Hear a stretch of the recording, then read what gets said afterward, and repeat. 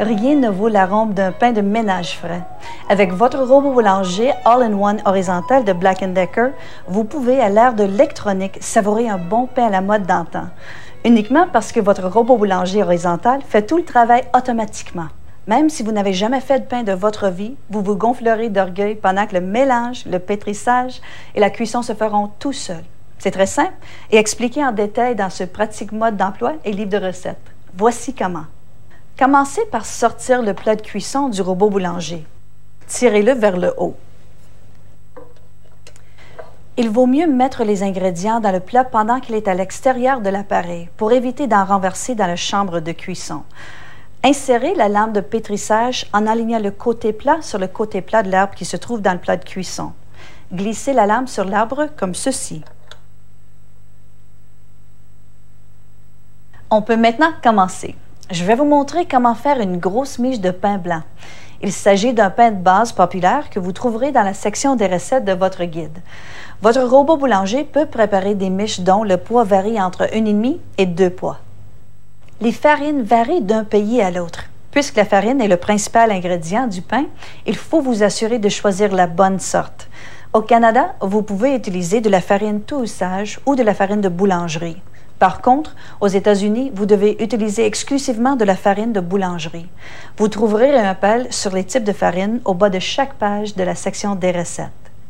Pour réussir votre pain dans le robot boulanger, il est essentiel d'utiliser les bons ingrédients, de les mesurer avec précision et de les incorporer dans le plat selon l'ordre indiqué. Pour faire mon gros pain blanc, j'utilise une tasse et un tiers d'eau tiède. La température est importante. Si l'eau est trop froide, elle n'activera pas la levure. Si elle est trop chaude, elle la détruira. Utilisez une tasse à mesurer transparente pour mesurer les quantités d'eau ou de lait frais. Vous pourrez ainsi en vérifier le niveau à la hauteur de vos yeux. Un manque ou un surplus de liquide peut affecter le pain. J'en ai un peu trop.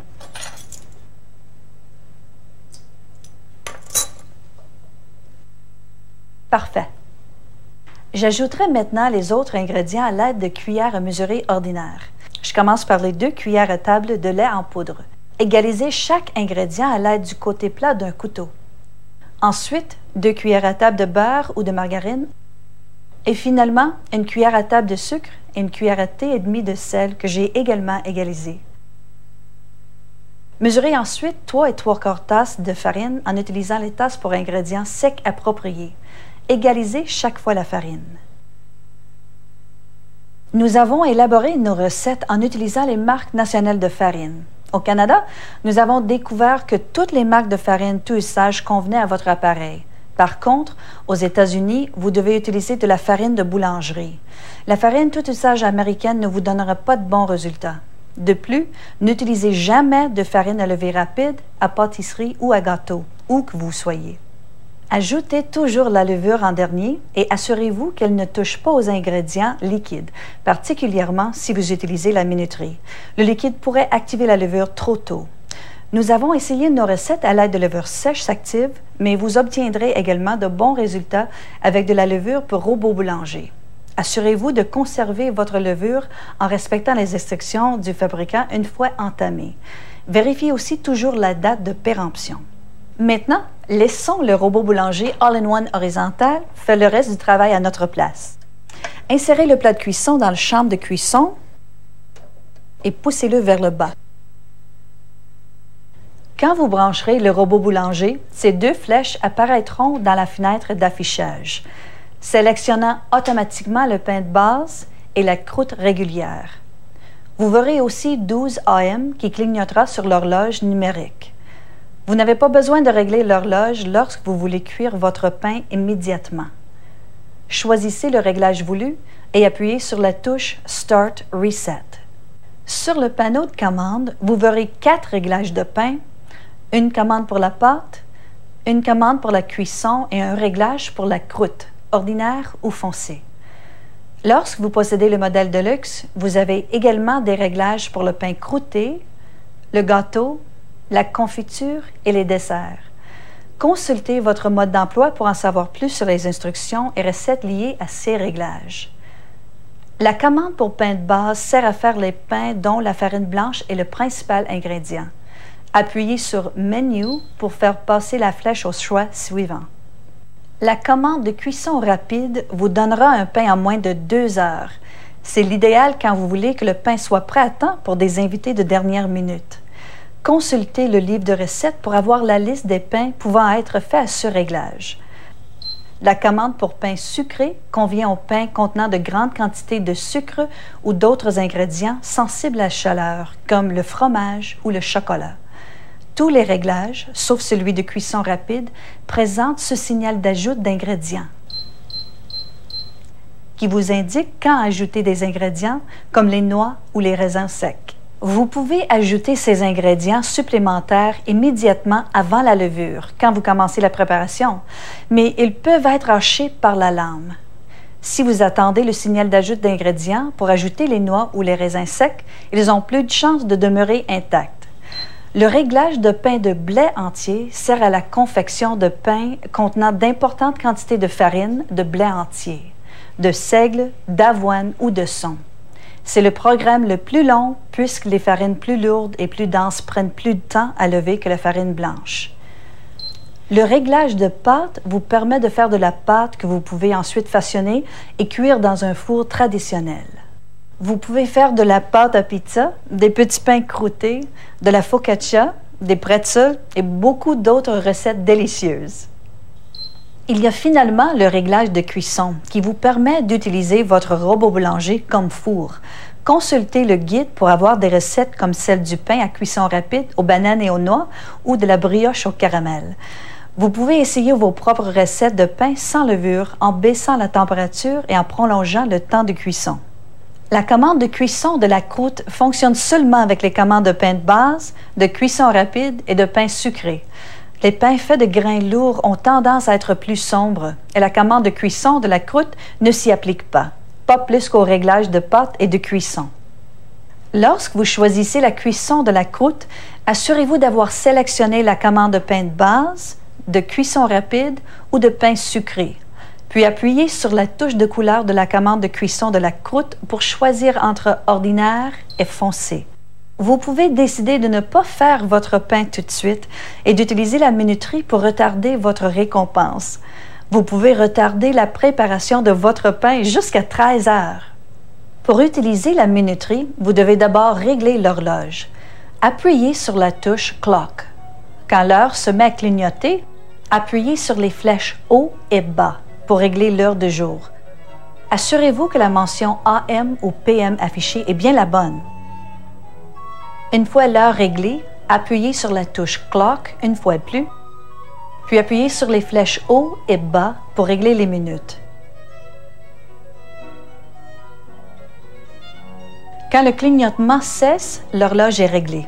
Vous pouvez maintenant régler la minuterie de la même façon. Disons que vous voulez vous réveiller à 7h30 avec le délicieux arôme du pain frais. Appuyez sur la touche Timer jusqu'à ce que le mot Timer apparaisse sur l'affichage et que l'heure clignote. Pendant que l'heure clignote, utilisez les flèches pour régler l'heure à 7 heures. Assurez-vous que l'indication AM est affichée. Appuyez sur la touche Timer et régulez les minutes à 30. Quand le 30 cesse de clignoter, la minuterie est réglée. Pour activer la minuterie, appuyez sur la touche Timer pendant 1 seconde. L'heure de réglage clignotera, puis l'heure du jour sera affichée. Le voyant vert Timer s'allumera. Vous n'avez pas besoin d'appuyer sur la touche Start. Lorsque le voyant vert ne s'allume pas, un message d'erreur ou 0 heure apparaît sur l'affichage. Consultez le mode d'emploi pour obtenir de l'aide. Cela signifie soit que vous avez réglé la minuterie pour une période de temps inférieure à celle requise pour le réglage que vous avez choisi ou supérieure au délai maximal de 13 heures. La minuterie effectue automatiquement le compte à rebours. Au début de la panification pour le réglage que vous avez choisi, ici 3h50 pour la commande de pain de base, le voyant vert Timer s'éteint et le voyant rouge On s'allume. Pour vérifier le temps qu'il reste une fois le voyant rouge allumé, regardez simplement le compte à rebours au tableau d'affichage. N'oubliez pas que vous ne pouvez utiliser la minuterie avec la commande de cuisson rapide et qu'il ne faut jamais l'utiliser pour des recettes qui contiennent des ingrédients périssables comme le lait frais, le fromage ou les œufs qui pourraient se gâter. Votre robot boulanger peut vibrer pendant le mélange ou le pétrissage. Il faut donc vous assurer qu'elle repose sur une surface stable et plane. Vérifiez aussi qu'elle ne touche pas au mur et qu'elle soit dans un endroit bien aéré. Ne couvrez jamais l'appareil et ne posez rien dessus pendant son fonctionnement qui pourrait empêcher la vapeur de s'échapper, ce qui pourrait surchauffer l'appareil. Si vous voulez jeter un coup d'œil pendant le fonctionnement, regardez dans le hublot d'observation. Si de la condensation s'y est formée, elle partira pendant la cuisson et vous y verrez alors clairement. Résistez toutefois à la tentation d'ouvrir le couvercle pendant le cycle de cuisson, puisque cela pourrait en affecter les résultats. Puisque tout se fait automatiquement, vous obtiendrez probablement d'excellents résultats dès votre première miche. Malheureusement, personne n'est parfait. Parfois, même si vous croyez avoir tout fait comme il faut, vous obtenez un pain trop gonflé, inégal ou creux. Votre pain peut aussi être plus sombre que prévu. La hauteur et la couleur ne sont parfois qu'une question de goût. Des pains comme le pain de seigle ou de blé entier ou le pumpernickel ont tendance à être plus courts et plus sombres ou à être inégaux. Si jamais vous obtenez un pain qui ne répond pas à vos attentes, nous avons joint un guide de dépannage qui vous aidera à savoir si vous avez mis trop de sel, trop peu de lait ou encore si vous avez oublié d'ajouter la levure. Pendant que le pain cuit, jetons un coup d'œil aux problèmes de pain que vous pouvez avoir. Lorsque votre pain présente des cratères et que le centre ou les côtés sont creux, comme dans ce cas-ci, vous avez peut-être utilisé trop de liquide ou oublié le sel. Un pain court et dense comme celui-ci peut être le résultat d'une mesure imprécise de la levure ou du sel. N'oubliez pas que ces deux ingrédients se mesurent en cuillère à thé et non en cuillère à table. Ce qui nous amène aux pains qui ont débordé et qui ont la forme d'un champignon. Lorsque cela se produit, c'est que vous avez mis trop de levure ou de sucre. Avez-vous déjà obtenu un pain qui ressemblait à une brique? Vous avez probablement oublié la levure ou encore elle était vieille et périmée. N'oubliez pas de vérifier la date. Quel que soit le problème, les conseils, le guide de dépannage ou la section besoin d'aide, questions et réponses du mode d'emploi vous aideront à résoudre le mystère. Ah, super! Ce signal indique que notre pain est prêt. Je vais sortir mon pain immédiatement. Mais lorsque vous n'êtes pas dans la cuisine et que vous ne pouvez entendre le signal, ne vous inquiétez pas. Votre robot boulanger est doté d'un cycle de maintien de chaleur qui gardera le pain chaud et moelleux jusqu'à 1 heure durant. Le voyant rouge clignotant indique que le cycle de maintien de la chaleur est en cours. Le voyant arrêtera de clignoter au bout d'1 heure, mais il restera allumé jusqu'à ce que vous débranchiez l'appareil ou appuyez sur la touche « Reset » de votre robot boulanger. Bon, nous pouvons maintenant sortir notre pain. Utilisez toujours des mitaines ou des poignées pour tenir la poignée après la cuisson, puisque le plat est très chaud. Saisissez la poignée du plat de cuisson, tirez le plat vers le haut pour le sortir. Pour retirer le pain, retournez le plat à l'envers et secouez le pain au-dessus d'une grille où vous le laisserez refroidir.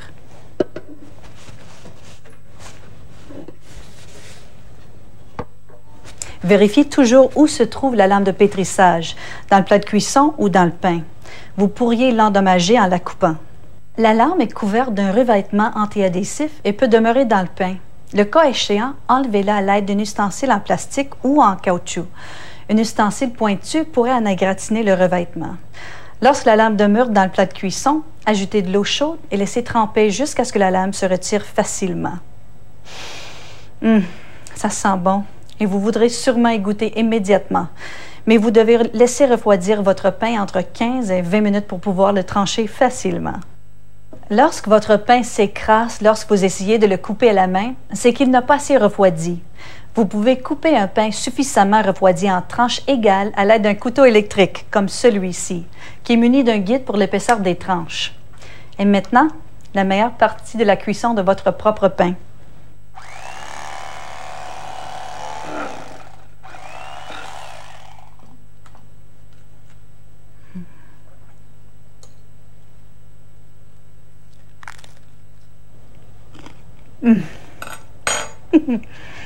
Et ce n'est qu'un début, puisqu'il y a plus de 2 douzaines de recettes dans le livre, de la focaccia au pain au raisin à la cannelle, en passant par les petits pains, le pumpernickel et les pains à cuisson rapide de type gâteau.